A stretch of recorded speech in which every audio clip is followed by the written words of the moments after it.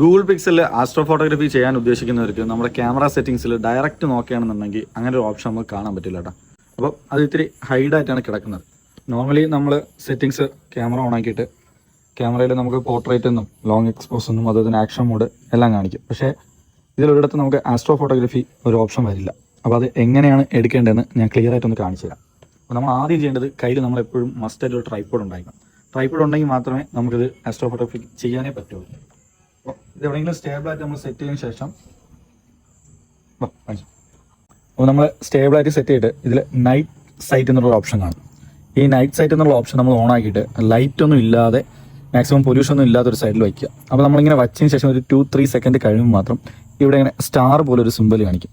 ഇത് വന്നാൽ മാത്രമേ നമുക്ക് ആസ്ട്രോ ഫോട്ടോഗ്രാഫി ചെയ്യാൻ പറ്റുള്ളൂ. നമ്മളെ കൈ എന്തെങ്കിലും ജസ്റ്റ് ഷേക്ക് ആവുന്നുണ്ടെങ്കിൽ ഉറപ്പായിട്ടും ഈ മോഡ് കട്ടായി പോകും. ഇപ്പോൾ വീണ്ടും ഇത് നൈറ്റ് സൈറ്റ് എന്നുള്ള മോഡിലോട്ട് മാറിയിരിക്കുകയാണ്.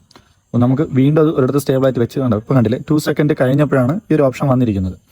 ജസ്റ്റ് നമ്മൾ വീണ്ടും അത് ഷേക്ക് ആയപ്പോഴാണ് അത് മാറിയിരിക്കുന്നത്. ജസ്റ്റ് ഈ ഒരു സ്റ്റാറിൻ്റെ സിഗ്നൽ വന്നതിന് ശേഷം ഇതിൽ ടച്ച് ചെയ്യാം. ഇനി നമുക്ക് 4 മിനിറ്റ് 2 സെക്കൻഡ് ഇത് ഫോൺ അനക്കാതെ ഒരിടത്ത് തന്നെ വെച്ചിരിക്കുക. അപ്പം ഇങ്ങനെ വെച്ചാൽ മാത്രമേ നമുക്ക് ഇതിൽ ആസ്ട്രോ ഫോട്ടോഗ്രാഫി ചെയ്യാൻ പറ്റുള്ളൂ.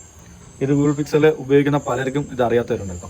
അപ്പോൾ ഈ ഒരു രീതിയിൽ നമ്മൾ ട്രൈ ചെയ്യണമെന്നുണ്ടെങ്കിൽ ആസ്ട്രോ ഫോട്ടോഗ്രാഫിയിൽ നല്ല ഫോട്ടോസ് കിട്ടും. നമ്മൾ ഇനി എന്തായാലും 4 മിനിറ്റ് വെയിറ്റ് ചെയ്യണം. അത് കഴിഞ്ഞിട്ടേ നമുക്ക് ഇതിൻ്റെ റിസൾട്ട് കിട്ടുള്ളൂ.